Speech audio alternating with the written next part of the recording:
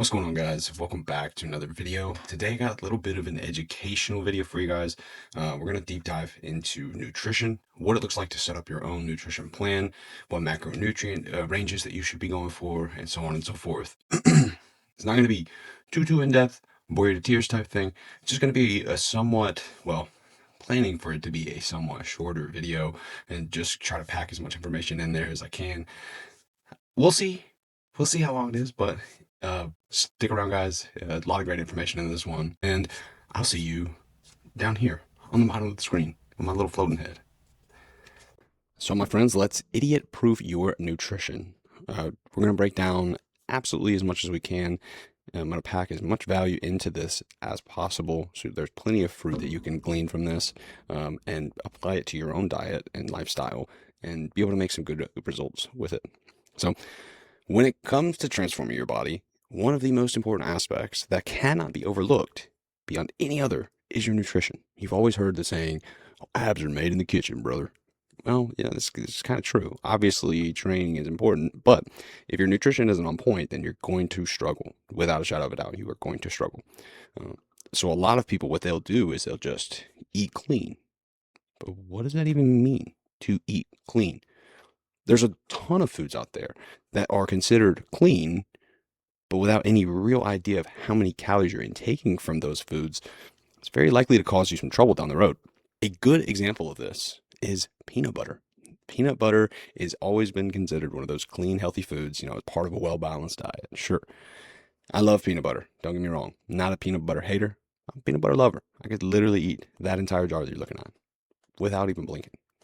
But although there's nothing inherently wrong with peanut butter, it is extremely calorically dense for the amount of food that you get to eat. And what does that mean? That means you take one little spoonful of peanut butter, and before you know it, you've had 200 calories, and you didn't feel it. That is problematic. So foods like peanut butter that are very calorically dense and highly palatable, so they're very easy to eat a lot of, are a massive danger zone when it comes to how easy they are to overeat when you're in any kind of fat loss phase. And there's a ton of foods that share these characteristics with peanut butter, and they all have one common theme: their macronutrient profile. So, what are the macronutrients? Macronutrients are the nutrients within our food that provide us energy in the form of calories. Okay, there are 3 of them: protein, fat, and carbohydrates. Before I go any further, I just want to tell you that if you are already skilled in your nutrition, you're already a, well-versed dieter, a lot of this stuff is going to be reviewed for you, but there's a large group of people out there that have no idea on nutrition. Truly, it's not taught. And if you didn't go to school to get an exercise science degree or take a nutrition course, like some of us did, you may not know anything. So we're going to go back to the basics and go from there. So a lot of this might be reviewed for you guys, but I just wanted to throw that in there before I went any further. Anyways, 3 macronutrients: protein, fat, and carbohydrates. Each of these macros has its own purpose and function within the body and are all necessary part of a diet geared around fat loss, muscle gain, and overall general health. It is technically true that carbohydrates are not an essential macronutrient, as your body can produce its own glucose via gluconeogenesis and a couple other processes that allow your body to take the fatty acids and proteins within it and turn that into glucose for fuel for your brain, liver, etc. However, when it comes to a proper diet phase, carbohydrates are essential because we want to maintain performance, and carbohydrates are going to be a big driver of that. So let's take a deeper look at the macronutrients individually. A protein coming in at 4 calories per gram of protein that you eat. Protein has many different functions throughout the body. It supports muscle growth, repair, maintains bone health, regulates hormones, enzymes, promotes satiety, which is a huge one for fat loss because you don't want to be hungry all the time. You want to feel nice and full and satiated. And also helps promote cell health and immune function. Now, what are some protein sources? Well, obviously, meat is a big one. Lean beef, chicken, fish. But there's also a lot of non-meat protein sources as well, like Greek yogurt, other dairy products, egg whites, whey proteins, casein proteins, various protein powders. There's tons of different good protein sources out there. When it comes to dieting, we typically want to err on the leaner side of proteins. It allows us to get more volume of food without as many calories because there's less fat in a leaner cut of meat than a fattier cut of meat. Think 80-20 ground beef versus something like 96-4, 93-7.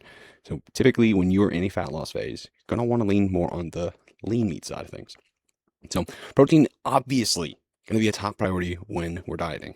Anytime you're trying to lose body fat, you need to have your protein, right? Gaining muscle is the same thing. Or if you're trying to do both together simultaneously, which is much easier for beginners than it is for intermediate or advanced lifters, I will say. But it is possible. Protein is going to help you keep you satiated, support your recovery and muscle building and repair while you're going through these intense training sessions that are going to be one of the main drivers of actual muscle building. And recovery is hugely important in any kind of dieting phase, whether you're looking to gain and put on size or you're trying to cut down some fat. Recovery is king. And sleep is king as well. Sleep is a huge part of recovery, obviously. But if you're not recovering properly, then you're not going to be able to grow properly. So we want to be making sure that we're on top of our recovery, and the protein is going to help that. So when your goal is cutting fat, we want to reserve as much lean mass as possible or put on beginners. And the way that we do that is multifaceted. The number one most important thing is going to be maintaining our strength. So strength is going to be somewhat of a key indicator of whether or not you're losing lean tissue as you're dieting, right? Once you get down to very, very lean body fat percentages, I'm talking like super lean, like 10% and lower, that's where you start to see more drop off in strength. Or if you've been dieting for a very long time and are probably in need of a refeed, the strength is going to be a big indicator of preservation of lean muscle tissue. So an adequate amount of protein intake is going to give our bodies the tools that it needs to be able to train effectively, repair effectively, and so on and so forth. That way we can preserve or put on as much lean tissue as possible while we're losing fat. But the other macronutrients also play a large role in this process as well. So let's take a look at them. Up first, we have carbohydrates. Who doesn't love some good, tasty carbohydrates? I know I sure do. Love me some carbs. Give me some sweet potatoes, some rice, some sourdough bread. Carbs. Some cream of rice pre-workout. I'm sorry. What's wrong with me? Calories. Calories are the same as protein. Carbohydrates and protein both have 4 calories per gram that you eat. Okay, so it makes the math very easy on that front. Fat is a little bit different, but for our protein and our carbohydrates, it's going to be 4 calories per gram intaken. Is intaken a word? I don't think so, but it is now. So what are carbohydrates' function? Obviously, they are our body's main energy source. They're going to fuel our performance in our brain, which actually your brain eats up 20% of the body's energy at rest, which is crazy because it's like 2% of your body's weight or something like that. I don't remember. But also, carbs are going to help with our digestive health because of fiber. Fiber is a carbohydrate. So in order to keep that gut healthy, we're going to need to eat some carbs. We're going to need to eat our fiber. So essentially, dietary carbohydrates are all eventually broken down into glucose for use in the body and then are stored as glycogen in the liver and muscle tissue. The storage of glucose into glycogen allows your body to hoard up fuel sources to use for a later time, while simultaneously maintaining blood sugar levels by pulling that glucose out of blood regulation. So that's going to help us keep our insulin, blood sugar, and all that good stuff in a nice, healthy range. While protein is a pretty straightforward macronutrient, carbohydrates are a little bit more complex, no pun intended. So you have a couple different types of carbohydrates that you're going to be intaking. We'll break those down. So first up, we have simple carbohydrates, and these are going to be a very quickly digestible form of carbs, hence the name simple. If you're a bit of a nerd like me and you're into science, a little bit more detail on simple carbs would be that they are a monosaccharide or a disaccharide molecule. Mono meaning one or a single sugar molecule that cannot be broken down into smaller sugar molecules, and di meaning 2 monosaccharide molecules that are combined together. But that's a little bit more info than we need for this guide. So to sum up simple carbohydrates, they are an excellent pre-workout meal. Simple carbohydrates should definitely be consumed the majority of them around your training window, and we can get into that a little bit later as well. What are some examples of simple carbs? Fruits like bananas, apples. Apples do have some fiber in them. Typically what you're going to see with simple carbs is that they lack fiber, right? And that's what makes them so much more quickly digestible, is they lack that fiber. So some berries, honey, maple syrup, table sugar, fruit juices, I think sports drinks like Gatorade, all that is going to be simple carbohydrates. Also, an honorable mention as a simple carbohydrate, technically white rice is a simple carbohydrate. So rice as a whole is considered a complex carb. However, white rice has been stripped down of the bran and the germ, which makes it much more quickly digestible. So a lot of bodybuilders and people will eat cream of rice pre-workout. It's just a tasty treat snack pre-workout. A little bit better, in terms of quality than like Rice Krispie treats, but essentially it's just for quick digestible carbs to fuel your workout, sort of. What actually happens when you take a bolus of carbohydrates pre-workout, you're actually filling up your liver glycogen stores first. Your muscle glycogen stores, you're not going to fill them up by eating a bowl of cream rice prior to your workout. I'm sorry to tell you, you've been lied to by the industry. Just kidding. But that does stand true. When you intake carbs pre-workout, the first thing that's going to fill up is your liver glycogen stores. So what that is going to do is allow us to have a steady stream of carbohydrates throughout our workout. That liver is just going to be slowly releasing that glycogen for our body to then use throughout our exercise. So simple carbs are going to cause a much larger spike in insulin levels. Okay. I don't know how much we'll get into that in this guide specifically. Probably have a separate guide in terms of insulin sensitivity and its effect on, fat loss, muscle building, etc. But for now, just know that simple carbs cause a large spike in insulin. So after simple carbohydrates, we have our complex carbohydrates, exactly as the name implies. They're complex, man. They're deep. They're deep. They're misunderstood. Just kidding. It's just simply a more complex chain of saccharides, which just is a fancy science term for sugar molecules, but it's a more advanced complex chain of saccharides that takes a lot longer to digest down into those more simple forms like monosaccharides. Right? Fruit-like carbs are typically much higher in fiber than their simple counterparts. So this is part of what makes them so much harder to digest. Okay. Complex carbs are going to help assist in satiety due to how long they take to digest compared to simple carbs. And they also cause a far weaker insulin response than simple carbs do because of the rate of digestion. And most complex carbs are going to have an assortment of vitamins and minerals like B vitamins and potassium. So some examples of complex carbs are going to be like your potatoes, sweet potatoes, regular potatoes, sourdough bread, brown rice, quinoa, oats, beans, plantains, tons and tons of very solid carbohydrate sources out there for complex carbs. And last thing I want to touch on in the carbohydrate part of this lecture is a fiber. Fiber is essential for healthy digestion, promoting satiety, controlling cholesterol levels, and helps to slow glucose absorption. So fiber is going to be very important to help you maintain good gut health. Good gut health is far overlooked for some people. So if your gut is not in good health, you're not going to be absorbing, the nutrients that you're intaking quite as well as someone who had a healthy gut. So keeping our gut health in check and making sure that we're hitting all the boxes that we can to, make this happen is quite important. It's also going to help you not be bloated and just feeling puffy at the end of the day. So fiber is muy importante. And there are two different types of fiber. We have insoluble versus soluble fiber. Now, soluble meaning able to dissolve, essentially. So insoluble fiber is not able to be broken down through the body. It does help with the digestion and everything. Just because it's not able to break down doesn't mean it's not helpful. It's just the way that it's processed through the body.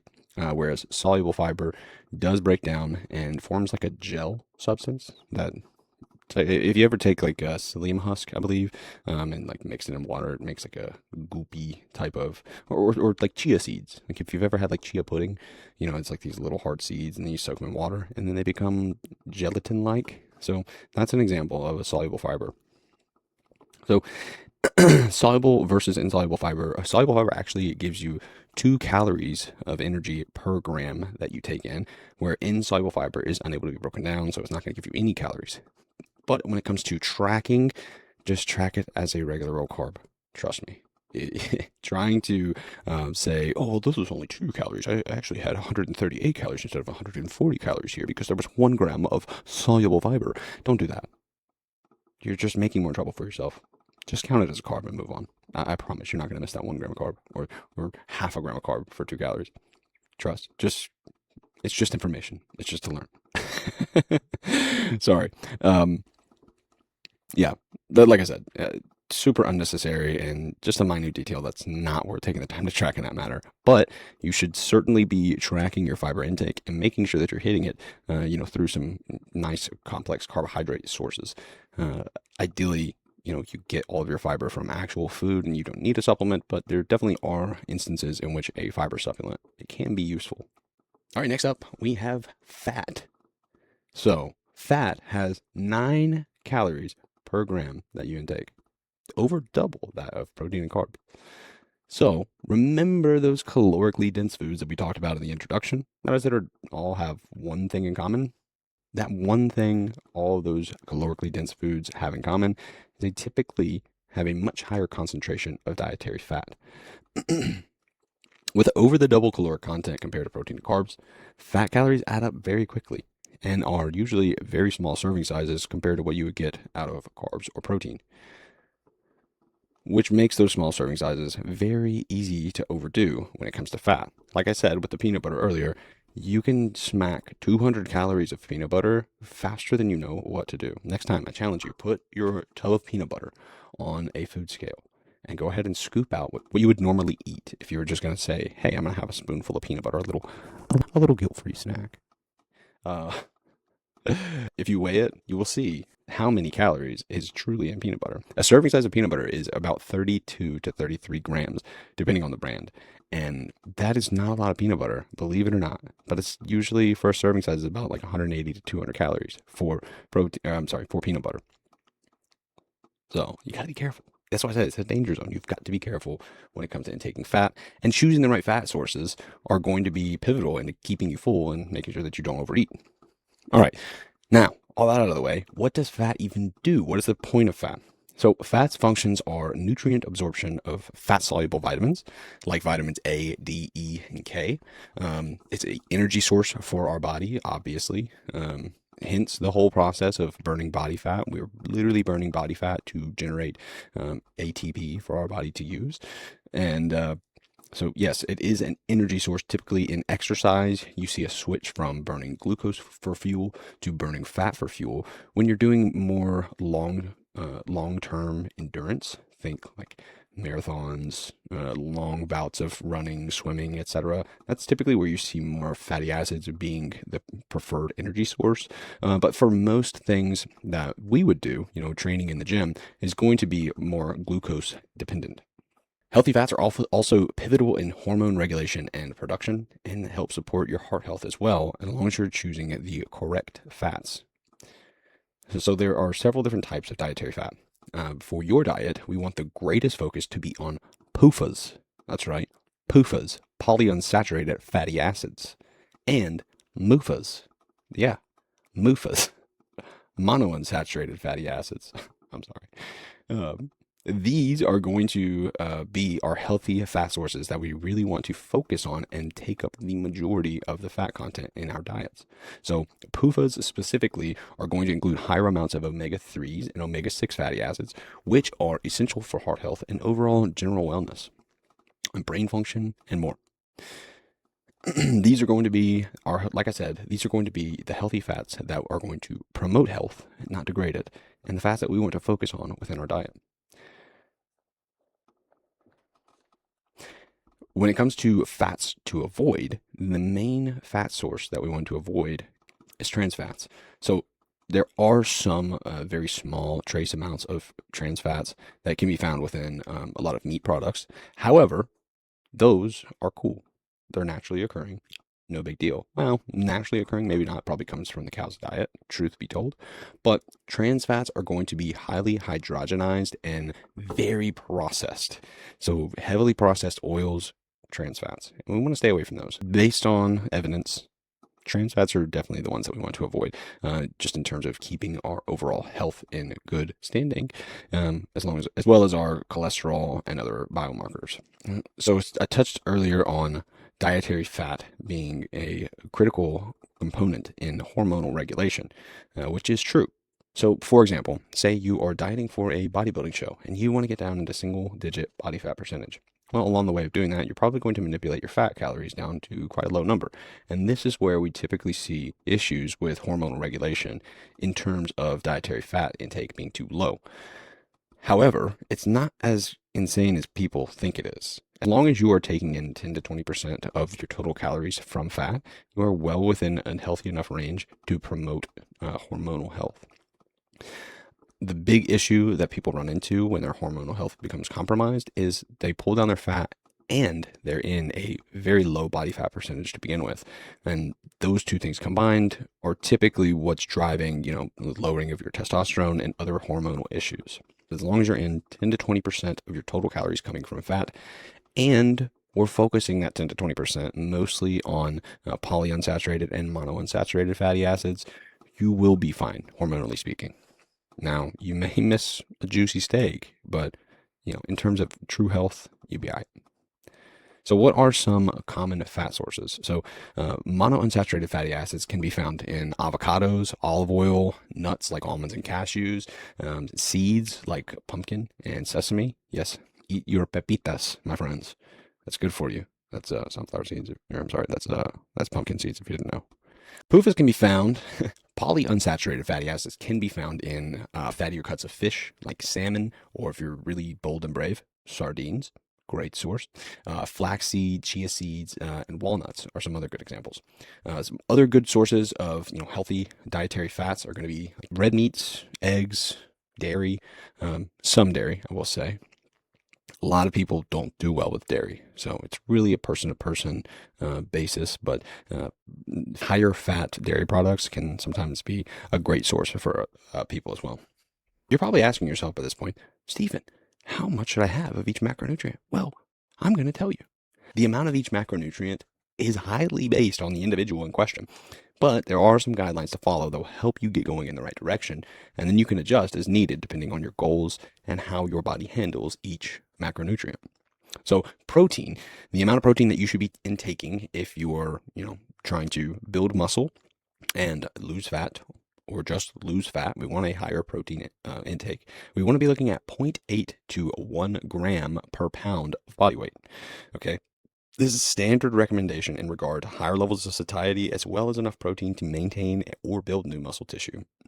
So when calculating this number, if you're an overweight individual, you want to go based off of your lean body weight or your goal weight. So if you're a 300-pound man who wants to be 200 pounds, you should be basing your protein total off of 200 pounds, not 300 pounds. Because if you're basing off of 300 pounds, well, my friend, enjoy eating 300 grams of protein, and I pray for your bowels, truly. Fats should be roughly 20 to 35% of your diet. So 20 to 35% of your calories should be coming from fat. And that roughly breaks down to 0.3 to 0.5 grams per pound of body weight. Now remember, this number can be lowered. Okay, you can be on the lower end or sometimes even below the recommended daily allowance of dietary fat, but still maintain that hormonal health as long as we're targeting those healthier fat options. But to be safe, 20% probably should be where you keep it at the lowest. After we have our fat and protein totals figured out, from there we get our carbs. So carbs will take up the remainder of calories left after you figured out what your protein and your fat needs are. So these are going to fuel our performance and allow us to push maximal effort in our training sessions. Importantly, from your carbs, you should have roughly 25 grams for women, 38 grams for men should be fiber. All right, now that we know how much of each we should have per day, let's dive more into the specifics of where to set your caloric intake and how to fully design your nutrition plan. But first, you didn't think I was going to just skip over micronutrients, did you? Come on. We're talking about a proper diet here. We can't just look at the macros. We also have to look at the micros. Now, key micronutrients are going to be vitamins such as vitamin A, E, D, C, or K, iron, zinc, calcium, magnesium, potassium, sodium. Those last three, magnesium, potassium, sodium, are also electrolytes. So if you are a person who is outside a lot, you work in the trades, you sweat a lot, you are constantly turning over liquid in your body, and by that I mean drinking water and excreting it out, you may need a little bit extra electrolytes. For the general population, you don't really need an electrolyte supplement, truthfully, especially if your diet is well balanced. Two of the one um, the one of those that I would say is the most likely to be supplemented or should be supplemented is magnesium. I personally take magnesium twice a day. I take magnesium L-threonate in the morning and magnesium glycinate in the evening. They both have their different purposes and benefits, and we're not going to dive too much into them, but sodium you will get plenty from your diet if you just regularly salt your food and enjoy the taste of salted food. You're probably getting in enough sodium. Potassium may be somewhere you need to pay a little bit more attention to. You're probably good on the electrolyte powders as long as we're keeping our diet in check. Micronutrients as a whole are going to be vitamins and minerals that play a critical role in your overall health. However, most common micronutrient deficiencies are vitamin D, B12, A, iron, and calcium.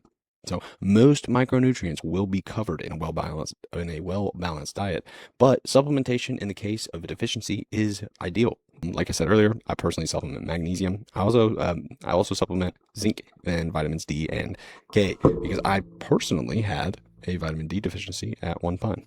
All right, let's get into our example. Finally, we can start to apply some of this to our own life. All right, so let's say we have a male, Bob. Bob is his name. Bob is 30 years old, he's 5'11", and he's 250. And the first thing that we want to do for Bob is head over to tdecalculator.net and input all of Bob's info into the calculator. All right, I have tdecalculator.net pulled up here, and I have input Bob's metrics into the calculator. So just going to go with male, 30 years old, 250, 5'11", and we're going to say that he has a sedentary office job. So once we've hit calculate, it's going to spit out a bunch of numbers at us, okay? We're going to have our basal metabolic rate here first, which for Bob is 2,116 calories. Now, your basal metabolic rate is essentially the amount of calories that your body is going to expend at rest, essentially. So this, if we set our calories here, no, bad. Probably very hungry very soon. We don't want to start our calories out too low. You can sort of base it around the activity level metrics that they have here. What I typically like to do for my clients is usually start at sedentary and just see what happens from there. If it's a very drastic rate of loss too quickly, then we'll start to pull those calories back up. But a lot of times, if you start here at the sedentary and you implement exercise, then you can eat the 2,500 calories a day and still be in a deficit because your exercise is making up that deficit. Now, let's flip back over to the PowerPoint.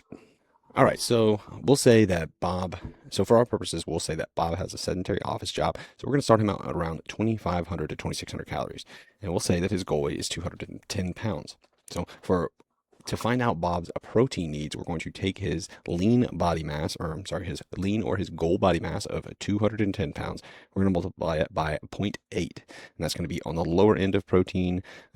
For bodybuilders, people trying to really pack on muscle, I try to be more on that 1 gram per pound. But for Bob and his sedentary self, we're going to do 0.8 grams per pound. So we're going to multiply 210 by 0.8, and that's going to give us 168 grams per day. For fat, we're going to take that 210 again and multiply by 0.3, and that's going to give us a 63 grams of fat per day. And finally, for carbs, this calculation is a little bit more involved than the previous two. So we'll use the amount of grams we came up with for fats and protein, multiply them by their respective caloric amounts, add those numbers together, and then with our remaining calories, we have all of our calories from carbs for our daily intake. So 168 grams of protein times 4 gives us 672 calories. 63 grams of fat times 9 gives us 567 calories.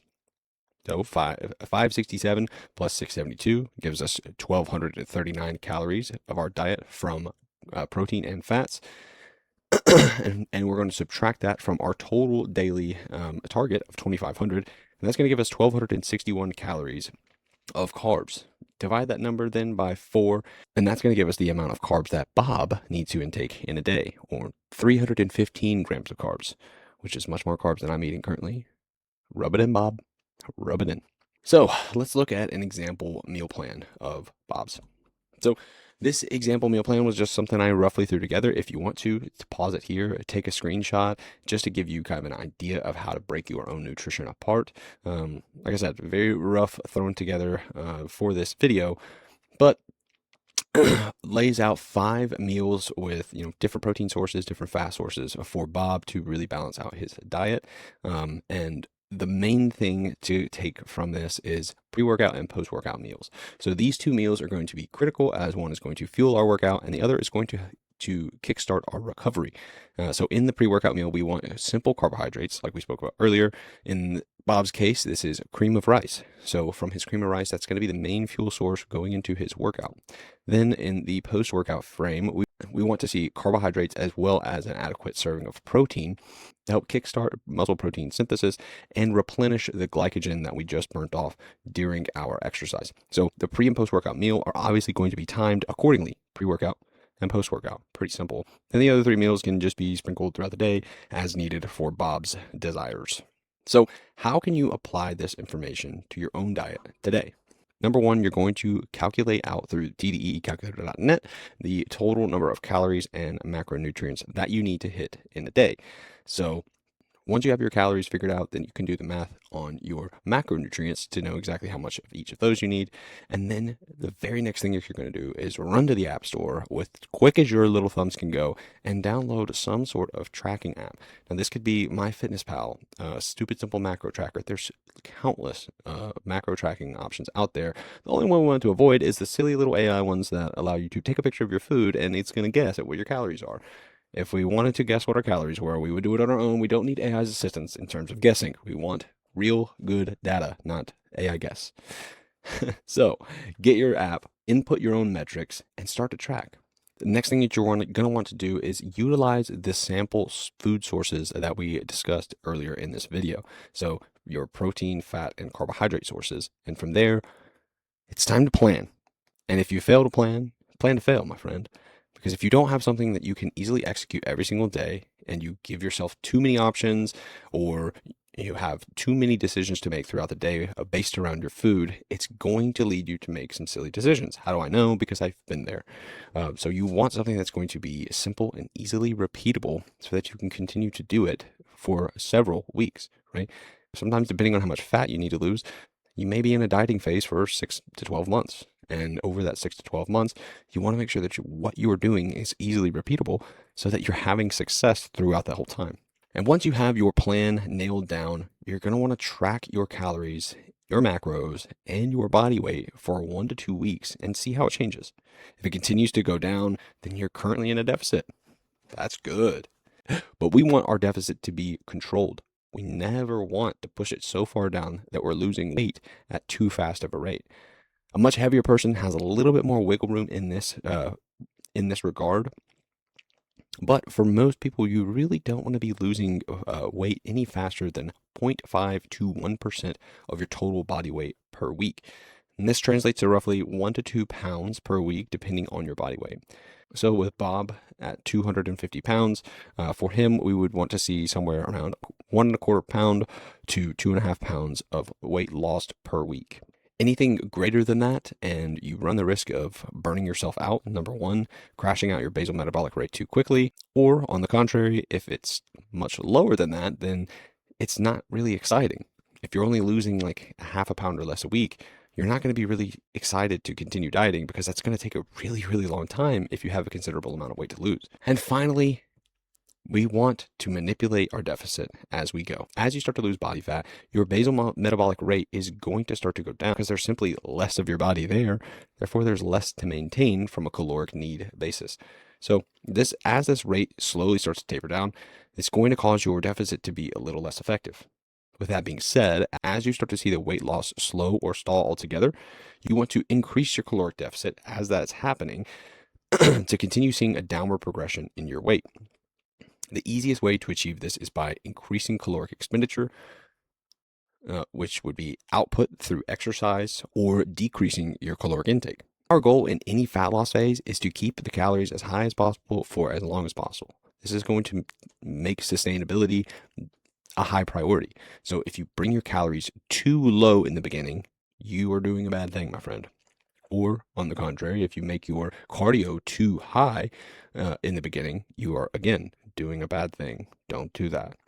We want our deficit to be reasonable, which will make it sustainable. Okay. And if we make our deficit too great in the early stages, if you have a considerable amount of weight to lose, it's going to take some time. Bringing your calories too low in the beginning is going to lead you to, number one, not have a very good time. It's going to be much harder, especially if your diet has not been too great in the past. If you slap yourself on an extremely low calorie diet, what's going to happen is you're going to get burnt out and you're going to crash out and you're going to be ordering pizza at 2 a.m. Trust. Okay. So when it comes to manipulating our deficit, like I said earlier, we can either increase output or decrease input.